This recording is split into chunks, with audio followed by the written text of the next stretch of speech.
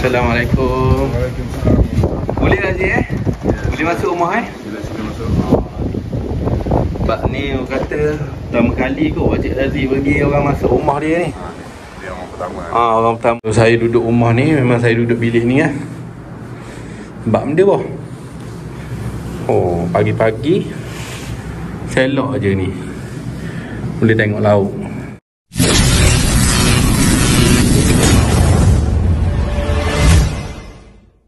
Assalamualaikum awak-awak. Ahmad. Okey awak-awak. Hari ni saya mari ke Batu Akik boh.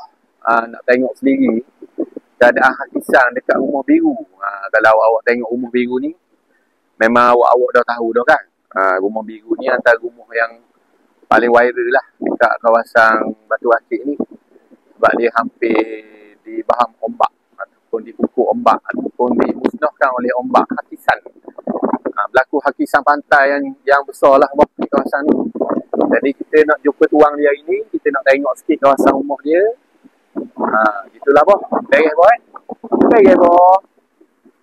Okey awak-awak, kalau kita mari daripada pandangan luar daripada rumah Pakcik Yazid kita ni, inilah boh. Jom lah kita pergi jumpa Pakcik Yazid kita. Kita tanya sedikit pasal rumah dia. Kalau kita tengok boh ni, habis dah musnah dah. Pagar ni sepatutnya sampai ke belakang tu. Habis dah. Difahamkan ni kawasan ni adalah kebun kelapa. Kebun nyor. Kawasan ni kebun nyor ni. Habis. Hakisan. Ni kalau ikutkan ni dah dibaikilah oleh kerajaan negeri. Dah bantulah untuk buat tambak supaya dapat untuk menyelamatkan rumah biru kita ni lah. Rumah banglo biru kita ni. Yang dikatakan harganya masa buat dulu paling lebih kurang dalam 600,000 kot lah boh. Jadi jom lah kita jumpa dengan Pak Yazid kita. Okey, Assalamualaikum Pak Yazid. Waalaikumsalam. Terima kasih Pak Yazid sebab sudi terima kunjungan saya ke Rumah Biru kan, Batu Biru. Ya, terima kasih sama-sama. Jadi macam mana keadaan sekarang Pak Yazid? Keadaan rumah sekarang? Keadaan sekarang ni nampaknya alhamdulillah masih lagi boleh bertahan walaupun ombak kuat dan batu-batu yang ditambah oleh kerajaan telah runtuh sikit. Nampaknya keadaan masih boleh bertahan. Bertahan lah. Kalau kita tengok Aziz, kalau Aziz tengok kan, ya. Tengok patutnya dia jauh lagi dia. Tanah ni kalau ikutkan semasa sebelum saya beli dulu, anggaran daripada tembok ni lebih kurang dalam 100 meter. 100 meter? 100 meter di depan. Sebab tu saya berani beli. Saya tak sangka juga yang dia akan jadi begini. Ya? Kalau saya tahu dia jadi begini, saya pun rasa tak buat rumah di sini. Sebab kita tak tahu je. Kita tak tahu. Saya difahamkan macam Pakcik ni bukan orang sini kan? Ya, saya. Tapi macam mana boleh buat rumah di tepi pantai ni? Saya sebenarnya berasal daripada Puchong, Selangor. Okay. Asalnya saya beli tanah ni ialah kerana saya berminat untuk membeli sebuah tanah di tepi laut ni daripada kecil sebenarnya.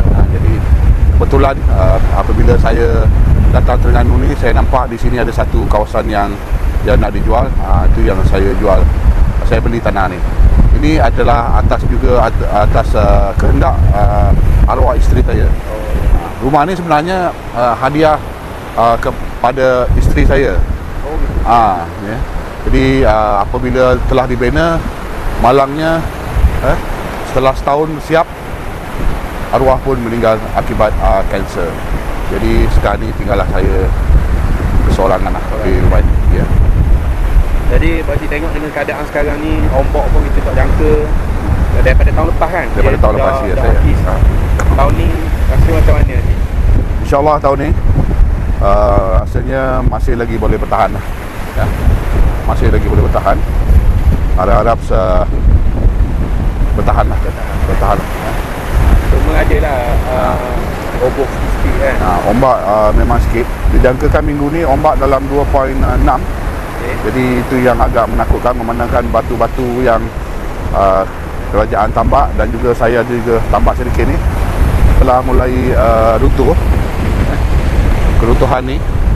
Jadi dengan adanya batu-batu besar ni, nampaknya masih lagi boleh bertahan sebelum menunggu kerajaan membaiki semula setelah habisnya monsun ni. Kalau ikutkan masa Pakcik beli rumah dan tanah ni berapa habis ni? Kita beli tanah berapa? Tanah katanya 100,000 kan? Tanah saya beli ni dalam 100,000 lebih. 100 lebih ya. Dalam 3 suku ekar. Itu saya habis lebih kurang dalam 600,000 lah untuk membeli, membina rumah, membeli tanah, pagar, segala-galanya lah dalam 600,000. Ini adalah hasil duit simpanan EPF saya. Andai katalah Pakcik apa-apa kita tak besar Ya. tapi kebahagiaan yang kita tu yang ada tapi kita tidak Allah akan Ya saya.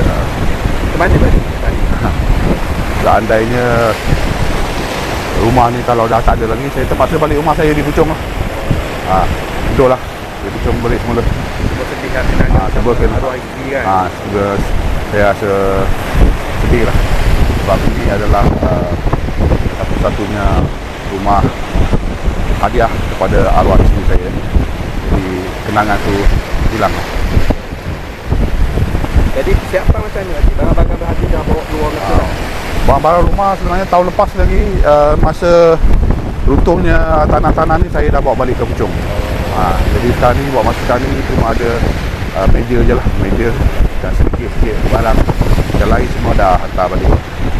Jadi dengan pengalaman Pakcik buat rumah di tepi pantai ni, apa nasihat Pakcik dah untuk orang-orang yang akan datang supaya macam mana? Di pantai ke macam mana ni?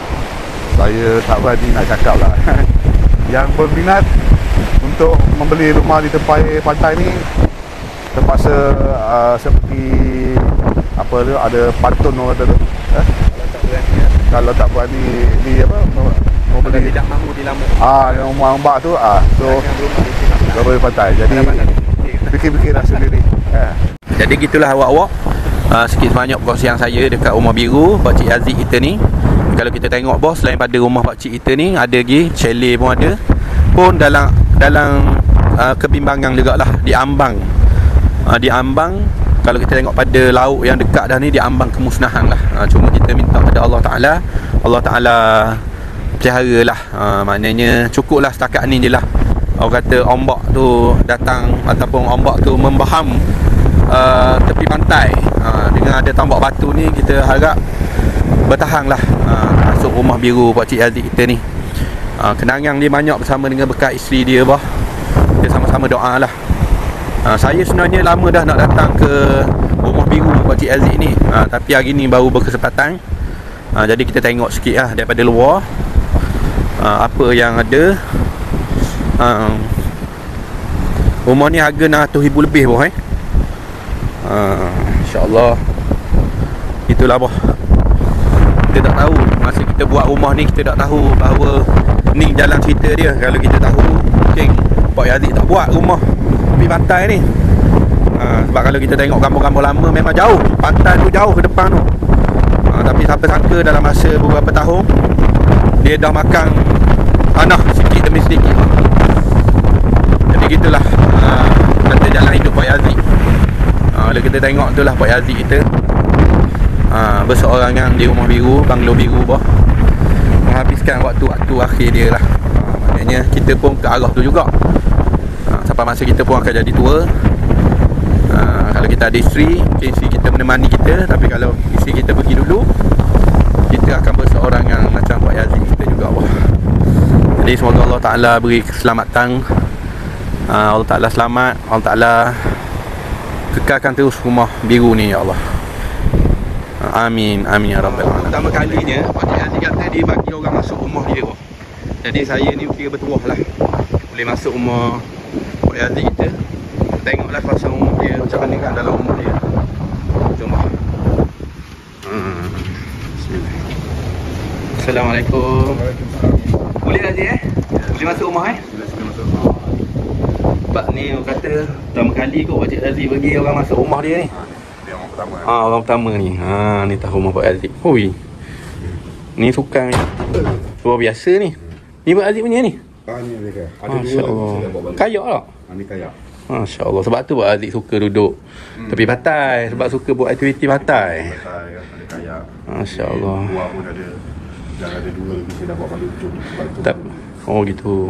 Jadi orang kata separuh daripada barang-barang dalam rumah dah alihkan lah. Saya dah bawa balik ke Puchong. Oh, balik ke Puchong Takut dah kena naik. Daripada tahun lepas dah kan? Tahun lepas lah. Yelah. Oh, kita tengok ni lah boh. Rumah Pak Aziz. Lawa dengan sofa-sofanya. Masya Allah. Tapi Pak Aziz sekarang ni Pak Aziz seorang je. Lepas itu baru ini. Oh gitu. Power tu. Lama tu saya bawa balik Puchong. Oh, Masya Allah. Datang ada sofa apa. Paksa beli Okey, oh. Yang kejut ni anak-anak saya, bukan anak Pak Aziz ni. Tengok rumah Pak Aziz bawah ni lah. Kalau kita pergi kat sini, terus dapur. Terus nampak pantai bawah. Pak Aziz ni pecinta pantai yang sejati. Tengok. Bila keluar je, memang A lah bawah. Terus pantai. Kalau musim bukan musim tergujuh, memang lawa ni. Itulah bawah rumah Pak Aziz kita. Kat atas boleh tengok Aziz? Boleh Dah kosong lah. Saja je ni nak tengok je. Tengok bawah rumah dua tekad kan. Kat sini pun kita boleh tengok. Tengok laut tepi ni. Pak Aziz bagi kebenaran saya untuk buat video dalam rumah dia ni. Bukan benda. Kata rezeki saya dapat. Dia kata dia tak pernah bagi pun siapa-siapa masuk dalam rumah dia. Luah rumah Pak Aziz ni. Masya Allah, ada bilik air. Ni ada bilik lagi. Tengok. Kalau saya duduk rumah ni, memang saya duduk bilik ni kan. Sebab benda boh. Pagi-pagi selok je ni. Boleh tengok laut. Tapi itulah, harap-harap Allah Ta'ala selamatkanlah rumah Pak Aziz ni. Terus kekal boh. Tengok, kita boleh tengok daripada luar laut. Jadi gitulah awak-awak sikit sebanyak kongsian. Ni Pak Aziz dah tutup dah. Dah dibuka dah Belanda tu.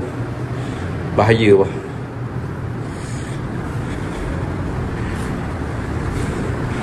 Inilah kawasan rumah Pak Aziz. Okey, mesti jumpa Pak Aziz sekejap.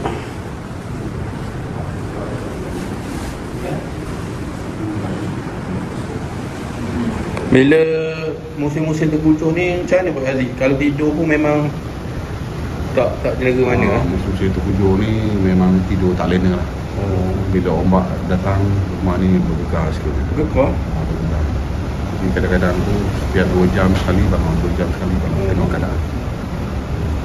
Dia kalau dah kira habis musim terkucuh dalam bulan 2 kot, bulan 2, bulan 3 bulan lah. 4. Bulan 4 Bulan 4 baru habis. baru tenang sikit. Baru tenang.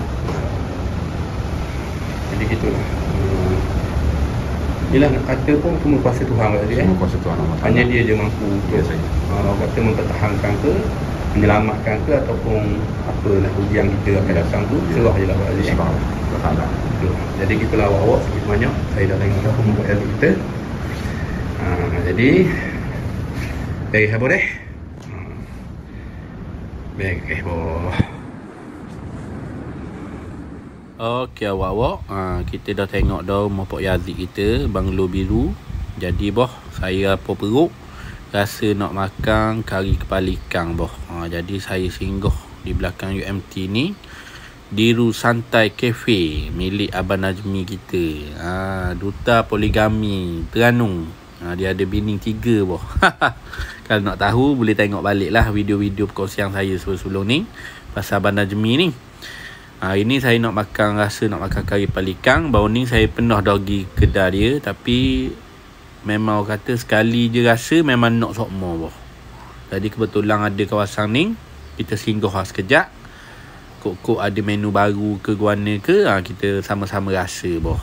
Kalau okey, awak-awak boleh mari try dekat kafe Diru Santai ni. Nampak macam mewah, harga mahal boh, tapi sebenarnya harga murah-murah je Abang Mi jual boh. Kalau awak tak percaya, marilah Diru Santai Cafe belakang UMT ni boh. Baik. Okey awak-awak.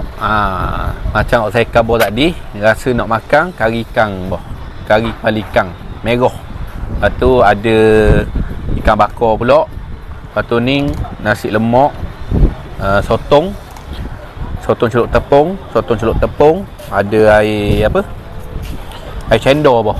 Jadi kalau awak nak tahu betapa jimatnya makan sining, untuk set kari pala ikan ni hanya 29 berapa weh? 29 sen ni. Abang mi kita, tokel kita ada. Orang tak mau masuk dalam video tak apa lah. Jadi boh kita nak rasa lah. Memang sedap. Memang saya kalau nak makan kepala ikan, memang saya akan mari sini boh. Sebab dia punya rasa tu memang A barang boh. Kita ada ikan bakar. Ikan bakar dah berapa abang mi? Tambah kat 29 sen. Set kot lah. Set dengan nasi kot lah. Air tambah. Air ni kita boleh refill lah. Lepas habis kita nak minum banyak mana pun tak ada masalah, ada. Kita boleh tambah je air ni. Untuk nasi lemak, tengok boh, spesial nasi lemak kita. Ni berapa set ni abang mi? RM18 je boh. Cukup lekat dengan sotong. Jadi boh. Ni RM10 saja. Celup tepung saja RM10 boh. Jadi kalau ikutkan belaka-belaka ni saya rasa RM60 ada abang mi ikut. Ada lah. Kurang tambah RM60 ada lah. Dengan cendol. Cendol berapa saya? RM5 je boh cendol. Jadi kita nak makan sikit lah. Makan sikit boh. Kita ni kepala ikan saya nak makan ni. Dia saya paling suka kepala ikan ni, kuasang ni boh. Ni kuasang paling sedap sekali. Barang sini boh. Kuah dia kita ni sikit.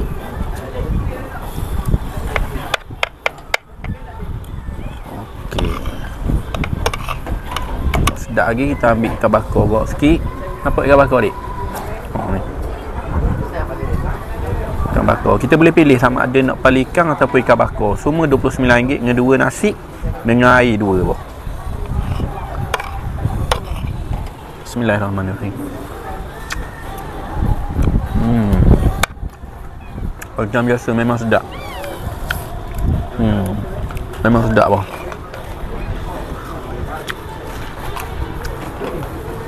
Ikan bakar pun jadi boh. Lembut molek.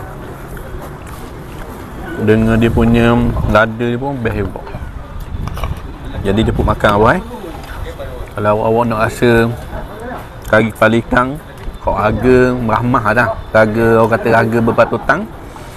Boleh mari di Ru Santai Cafe dekat belakang UMT boh. Daripada pukul 10 pagi hingga 10 malam. Beres boh Beres boh. Saya makan dulu boh. Beres.